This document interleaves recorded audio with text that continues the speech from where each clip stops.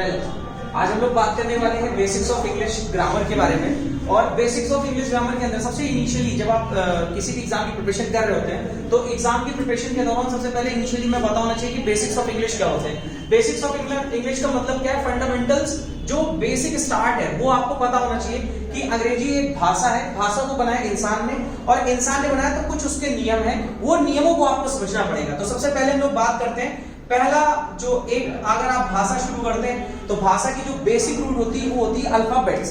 सबसे इंपॉर्टेंट चीज क्या है जो सबसे पहली गलती हम लोग करते हैं, इनको हम लोग बोल देते हैं अल्फाबेट्स। तो ग्रामेटिकली आपका कोई भी चीज अल्फाबेट्स नहीं होती है, एक्चुअल वर्ड क्या होता है बेटा? अल्फाबेट। अगर हम अल्फाबेट की बात करें तो ए से लेकर के जेड तक हमारे पास टोटल कितने हैं? 26 है हमारे पास अल्फाबेट जो ए से लेकर के जेड तक चलते हैं। अगर हम लोग देखें तो इन्हें इंडिविजुअली हम लोग क्या बोलते हैं? लेटर्स बोलते हैं। अगर आप इंडिविजुअली सबको कॉल करेंगे तो क्या करेंगे? हम लोग बोलेंगे इसको लेटर्स। यानी ए से लेकर के जेड तक टोटल हमारे पास जो लेटर्स हैं उनकी संख्या कितनी है? 26 है। These letters are divided in two parts. ये दो पार्ट्स में डिवाइडेड है। एक पार्ट जिसको हम लोग कहते हैं वॉवेल्स और दूसरा पार्ट है जिसका नाम है कॉन्सोनेंट्स। वॉवेल्स में क्या आता है? हमारे पास वॉवेल्स में मिलते हैं ए, ई, आई, ओ और यू। अगर आप देखेंगे तो यही वर्ड्स जिनको बोलने के लिए किसी अन्य लेटर की जरूरत नहीं पड़ती उन्हें कहा जाता है वॉवेल्स। लेकिन जिन लेटर्स को प्रोनाउंस करने के लिए हमें वॉवेल्स की जरूरत पड़ती है तो उन्हें क्या कहते हैं? कॉन्सोनेंट्स कहते हैं। तो ये 5 हो गए तो रेस्ट ऑफ द 21 क्या हो गया हमारे? कॉन्सोनेंट्स। इंपॉर्टेंट चीज समझते चलना। अब आ जाते हैं लेटर से जैसे एक स्टेप नीचे आते हैं, वर्ड लिखा हुआ सिलेबल्स। आपने सिलेबल सुना होगा। फॉर एग्जांपल इसको समझने के लिए देखिए वर्ड, जैसे मैंने लिखा कैट और एक वर्ड लिखा बैट। एक वर्ड लिखा मैंने टीचर और एक आप जो भाषा पढ़ रहे हैं उसका नाम है इंग्लिश। Is it done? अगर मैं आपसे कैट को प्रोनाउंस करने को बोलूं या बैट को प्रोनाउंस करने को बोलूं तो आप कैट को एक ही बार में प्रोनाउंस कर लेंगे कैट, बैट को आप एक बार में प्रोनाउंस कर लेंगे बैट। लेकिन अगर मैं आपसे बोलूं टीचर बोलिए तो टीचर बोलने के लिए आपको लगेगा दो प्रोनाउंसिएशन। कैसे? टी प्लस चर। और अगर आप इंग्लिश बोलना चाहते हैं तो क्या बोलेंगे? इंग्लिश। Is it done? तो ध्यान से समझो what is called syllable. Syllables actual में होते क्या हैं? तो इंपॉर्टेंट चीज क्या है? Number of attempts pronouncing a word that is called syllables. यानी किसी शब्द का उच्चारण करने के लिए, किसी शब्द को प्रोनाउंस करने के लिए जितने अटेम्प्ट्स लगते हैं उन्हें क्या कहा जाता है बेटा? सिलेबल्स कहा जाता है। अब सिलेबल्स की खासियत क्या होती है? सबसे इंपॉर्टेंट चीज देखें, यहां पे आपके कितने सिलेबल्स मिल रहे हैं? अभी नंबर ऑफ सिलेबल्स 1 है क्योंकि आप एक ही बार में प्रोनाउंस कर ले रहे हो। लेकिन अगर आप टीचर को बोलेंगे तो देखिए क्या निकलेगा? टी प्लस चर। Is it done? फॉर्मूला समझते चले, इंग्लिश यानी आपने इंग अलग बोला और लिश अलग बोला। इसमें नंबर ऑफ अटेम्प्ट्स कितने लग रहे हैं आपके? 2। Is it clear? अब बात करते हैं सिलेबल्स, हमें समझ में आ चुके हैं। तो सिलेबल्स में सबसे इंपॉर्टेंट चीज जो होती है वो क्या होती है कि at least one vowel will exist. At least one vowel will exist. One vowel का मतलब क्या है? यानी ए, ई, आई, ओ, यू में से कोई ना कोई एक वोवेल हर आपको सिलेबल के अंदर मिलेगा। अगर हम यहां देखें क्या लिखा हुआ है हमारे पास? ए। यहां पे हमारे पास में क्या लिखा हुआ है? ए। Is it done? अब आप नीचे देखें, टीचर दो हमारे सिलेबल थे, दोनों सिलेबल्स में हमें इंडिविजुअली क्या मिलना चाहिए? एक एक वोवेल एटलीस्ट। तो देखिए यहां पे ई मिल रहा है और ए मिल रहा है, दो मिल गए। लेकिन मिनिमम की क्वालिटी क्या है? एक मिलना ही चाहिए। यहां पे देखिए आपको क्या मिल गया? ई मिल गया। अब अगले पार्ट में देखिए इंग्लिश में क्या मिल गया आपको? ई। और यहां पे आप देखिए क्या मिल गया? आई। यानी जो भी वर्ड इंग्लिश में लिखते हैं उस वर्ड में जितने भी सिलेबल्स होते हैं उस सिलेबल की खासियत क्या होती है कि एटलीस्ट एक वोवेल उसमें आता ही आता है। Is it done? क्या कोई और इंग्लिश का वर्ड ऐसा हो सकता है जिसमें ये कंडीशन लाइन ना करती हो, जिसमें ये वोवेल ना आता हो फिर भी वो वर्ड हो? जानते कोई वर्ड? कोई वर्ड नहीं जानते? जरूर जानते हैं, बस आपने ध्यान नहीं दिया है। कौन से वर्ड्स हैं? अगर मैं आपसे बोलूं क्राई, आपसे बोलूं राय, आपसे बोलूं स्काई। अब आप देखिए ये जो वर्ड्स मैं लिख रहा हूं आपसे, जिसमें लिखा मैंने क्राई, राय और स्काई, हमने अभी इस सिलेबल की खासियत क्या पढ़ी कि एटलीस्ट कितना वोवेल आना चाहिए? 1। लेकिन यहां पे आप देखिए कहीं पे भी कोई भी वोवेल नहीं है। यहां पे देखिए कि कोई भी वोवेल नहीं है, यहां पर भी देखिए कोई भी वोवेल नहीं है। तो आप एक इंपॉर्टेंट चीज ध्यान रखना, यहीं पर एक नई चीज आपको पढ़ने को मिलेगी, दैट इज कॉल्ड, इनको बोलते हैं सेमी वोवेल्स। सेमी वोवेल्स में कौन आते हैं? ध्यान रखना, W एंड Y। यानी आपको दो लेटर्स मिलेंगे, कौन कौन से?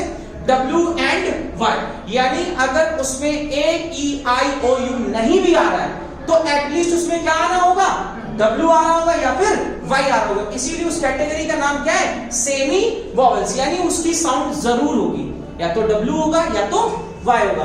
अब आप ट्राई का मतलब जानते हैं, चिल्लाना। राई अगर मतलब नहीं जानते तो लिख लीजिए डिसअपॉइंटेड, दैट इज कॉल्ड राय। स्काई आसमान होता आप जानते ही हैं। Is it done? क्या हम आगे बढ़ सकते हैं? चलें आगे पॉइंट देखिए क्या लिखा हुआ है। लिखा हुआ है सिलेबल से आगे पॉइंट लिखा हुआ है वर्ड्स। क्या लिखा हुआ है? वर्ड्स। इंपॉर्टेंट चीज समझ लीजिए, अगर अंग्रेजी भाषा में कहीं पर वर्ड लिखा हुआ है तो वर्ड का मतलब होता है बेटा प्रॉमिस। क्या होता है? प्रॉमिस।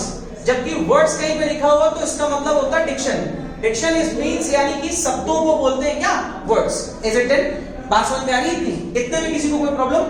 वर्ड हमारा हो गया प्रॉमिस और वर्ड्स हो गया हमारे डिक्शन यानी शब्द। हमें फिलहाल में वर्ड्स पढ़ने हैं, तो वर्ड्स क्या होता है ध्यान से देखें। Group of syllables which gives a meaning that is called words. ध्यान रखना, ग्रुप ऑफ सिलेबल्स ही है, यानी इन्हीं के ग्रुपिंग से क्या बनता है, वर्ड्स। लेकिन इनका पर्टिकुलर एक मीनिंग होता है, यानी आप ऐसे नहीं जोड़ दोगे। फॉर एग्जांपल अगर मैं आपसे बोलूं एटीपी, तो क्या एटीपी का कोई मीनिंग होता है? इसे सिलेबल पे तो जोड़ दिया हमने, एटीपी करके बोल दिया, क्या एटीपी का कोई मीनिंग है? नहीं है। लेकिन अगर मैं चाहूं इसको लिखूं एपीटी, एक्ट, इसका मीनिंग होता है, इसका मीनिंग होता है स्किलफुल। इसको हम क्या बोल सकते हैं बेटा? स्किलफुल बोल सकते हैं या स्किल्ड बोल सकते हैं। और हम चाहे तो कुछ चेंज कर सकते हैं। क्या कह सकते हैं? TAP, tap. टैप आप जानते हैं, नल को बोलते हैं हम लोग, टैप बोलते हैं कि नहीं बोलते? यानी आप सिलेबल को ऐसे ही कंबाइन नहीं कर सकते हो कि कोई भी लेटर उठाया और आपने कंबाइन कर दिया। सिलेबल कंबाइन करने की कंडीशन क्या है कि सबसे इंपॉर्टेंट चीज है कि उसका जो प्रोनाउंसिएशन है वो कितने काउंट पे हो रहा है और उसमें एटलीस्ट वन वॉवेल आ रहा है और साथ साथ में उसका कुछ ना कुछ मीनिंग हो। मीनिंगफुल होगा तभी हमारा वर्ड्स बनेगा। ATP is not a word. Is it done? यानी कि वर्ड्स की डेफिनेशन क्या हो गई? Is a compilation of syllables which gives a meaning that is called words. Is it done? अब वर्ड से आगे आते हैं तो हमारे पास में नया चीज मिलती है, हमें मिलते हैं दो चीजें। क्या मिलता है? एक मिलता है फ्रेज और एक मिलता है क्लॉज। सबसे पहले तो हम फ्रेज और क्लॉज में डिफरेंस क्लियर कर लेते हैं। फ्रेज फॉर एग्जांपल मैंने बोल दिया इन द स्कूल, एक लाइन बोल दी इन द स्कूल, मैंने बोल दिया इन द किचन। क्या बोल दिया? In the kitchen. अब आप इतने लेटर से आया, इतनी चीज से आप पूरे वाक्य को पता नहीं कर सकते हैं कि पूरा सेंस क्या है। बस मैंने लाइन बोल दी है इन द स्कूल, विद्यालय में, लेकिन इससे क्या विद्यालय में है, कौन विद्यालय में है, कुछ भी क्लियर नहीं है। लेकिन जब आप बोल देते हैं फ्रेज, तो फ्रेज में तो ये आ सकते हैं, लेकिन जब हम क्लॉज बोलते हैं ना, तो क्लॉज में याद रखेंगे कि क्लॉज में एटलीस्ट एक सब्जेक्ट होता है, एक सब्जेक्ट आपको मिलेगा और एक फाइनाइट वर्ब मिलेगी, उसको बोलते हैं क्लॉज। तो फ्रेज की डेफिनेशन एक्चुअल में होती क्या है? A phrase is a group of words, बहुत ध्यान सुनना, group of words which makes a sense but not complete sense. यानी सेंस तो देता है लेकिन कंप्लीट सेंस नहीं देता। यानी सेंस तो मिलेगा, भाव तो मिलेगा, बोल रहे हैं इन द स्कूल यानी स्कूल में तो है, लेकिन कहां पे है, कौन है, क्या है, कुछ भी पता नहीं चलता। और जैसे ही हम इस कॉर्नर से आगे बढ़ करके इस पे आते हैं, मान लीजिए he is in the school बोल दूं मैं, इसी सेंटेंस में क्या ऐड ऑन कर दूं?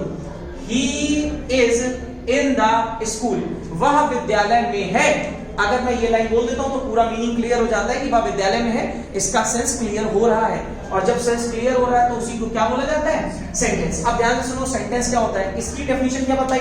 A phrase is a group of words which makes a sense but not complete sense. लेकिन यहां पे डेफिनेशन क्या होती है? A sentence is a group of words which makes a sense but not complete sense वाली जगह पे क्या होगा? Right, complete sense, यानी group of words which makes a complete sense, यानी जो पूरा अर्थ निकाल करके दे दे उसी को क्या कहा जाता है? सेंटेंस कहा जाता है। फॉर एग्जाम्पल ध्यान से समझते चलना बेटा, अगर मान लीजिए हमारे पास कोई वाक्य लिखा हुआ है, ध्यान से देखिए, अगर लिखा हुआ है यह एक किताब है, सेंटेंस है यह एक किताब है, और अगर आपको अंग्रेजी भाषा आती है तो आपको सबके मीनिंग मालूम होंगे।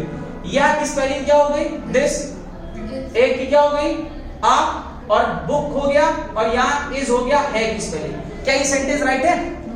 नहीं राइट है। इसको राइट करने के लिए क्या किया आपने? This is a book. अब आप ये कैसे जान पाए कि यहाँ पे इज लगाना था? जस्ट बिकॉज ऑफ आपने वर्ब जानते हो। और ध्यान से समझे, आपका जो करेक्ट यूसेज ऑफ सेंटेंस है, यानी right arrangement of words is called grammar. यानी आप शब्दों को सही क्रम में रख दीजिए, वही आपकी क्या है? ग्रामर है। यानी आपको ग्रामर क्या पढ़नी है इसमें, ध्यान से समझो। आपका पॉइंट क्या था? Basics of English grammar. तो आपको मालूम हो गया कि अगर कोई वाक्य लिखा गया है, उस वाक्य को अगर सही अरेंजमेंट से रख दिया जाए तो वही क्या कहलाता है? Grammar. Right arrangement of words is called grammar. शब्दों को सही तरीके से लिखना ही क्या कहलाता है? ग्रामर। लेकिन इंपॉर्टेंट बात है कि ग्रामर आप जब पढ़ते हो तो सही तरीके से लिख कैसे पाओगे? तो ध्यान से देखें, हर वर्ड का अपना एक कम्युनिटी है। यानी आप बोल सकते हो every single word in English is divided, और ये डिवाइड है 9 पार्ट्स में। बहुत ध्यान सुनना।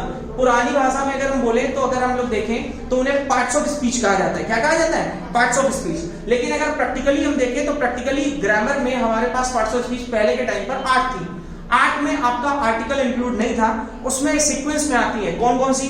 नाउन आता है, प्रोनाउन आता है, एडजेक्टिव आता है, वर्ब आता है, वर्ब के ठीक बाद एडवर्ब आता है, एडवर्ब के बाद प्रीपोजिशन, कंजंक्शन और इंटरजेक्शन। ये सीक्वेंस हुआ करता था। अभी क्या है, जो ग्रामर जो कॉम्पिटिटिव एग्जाम्स में पूछी जाती है उसके अंदर आर्टिकल को अलग से पढ़ना पड़ता है, और वो पार्ट है एक्चुअल में डिटरमिनर्स, और जिसका पार्ट है एडजेक्टिव का। तो हमारे पास टॉपिक कितने होते हैं पढ़ने के लिए? ध्यान से समझे। पहला शुरू होगा कहां से? आर्टिकल से। आर्टिकल हो गया, नाउन हो गया, प्रोनाउन हो गया, प्रोनाउन के बाद में एडजेक्टिव, एडजेक्टिव के बाद में वर्ब, वर्ब के बाद adverb, preposition, conjunction, interjection. Is it done? Interjection जैसा टॉपिक आपको पढ़ने को नहीं मिलता है, लेकिन हम लोग एक चीज तो जान गए हैं कि अंग्रेजी भाषा के अंदर शब्दों को जितने भागों में बांटा गया है उन्हीं को कहा जाता है पार्ट्स ऑफ स्पीच। तो अगर आपसे कोई पूछता है कि पार्ट्स ऑफ स्पीच की डेफिनेशन क्या होगी, तो आप बोल सकते हैं क्या? The words in English are divided in 9 parts, या the classification of words in English is called parts of speech. यानी शब्दों का जो वर्गीकरण है उसी को कहा जाता है बेटा क्या? Parts of speech. और जो सबसे बेसिक चीज है हमारी ग्रामर की, वो हमारी क्या है? Parts of speech. टोटल हमारे पास में कितनी मिलती है पार्ट्स ऑफ स्पीच? 9 मिलती हैं। अब 9 पार्ट्स ऑफ स्पीच में ध्यान से देखें कौन कौन सी शामिल होती है, वो देखते चलेंगे। आपके पास में जो सबसे पहले शुरू होगा वो कहां से शुरू होगा? मैंने अभी आपको बताया। अगर हम लोग सीक्वेंस में लेकर के चलेंगे तो पहली चीज हमारे पास में क्या मिलेगी? आर्टिकल मिलेगा, नाउन मिलेगा, प्रोनाउन मिलेगा, एडजेक्टिव मिलेगा, उसके अलावा मिलेगा वर्ब, मिलेगा हमें क्या? एडवर्ब। एडवर्ब के अलावा क्या मिलेगा बेटा? प्रीपोजिशन, कंजंक्शन, और लास्ट में मिलेगा क्या है? इंटरजेक्शन। टोटल यही पार्ट्स ऑफ स्पीच आपको पढ़नी रहती है। इन्हीं कहा जाता है क्लासिफिकेशन ऑफ वर्ड्स। यानी अब अंग्रेजी भाषा में कोई भी शब्द आपको अगर लिखा हुआ मिलता है, सीडीएस के जैसे एग्जाम में अगर आप देखेंगे तो आपसे वर्ड रिकॉग्निशन पूछा जाता है, वर्ड पहचानना होता है आपको कि कौन सी पार्ट्स ऑफ स्पीच में से पूछा जा रहा है। तो आपको यही समझना पड़ेगा कि classification of words in English is called parts of speech. और अगर हम इसका क्लासिफिकेशन करें तो ये जानते हैं ये क्या है? ये प्रोनाउन में चला गया, ये किस में चला गया? वर्ब में। ये किस में चला गया? आर्टिकल में। और ये किस में चला गया? नाउन में। Is it done? इतना समझ में आ गया?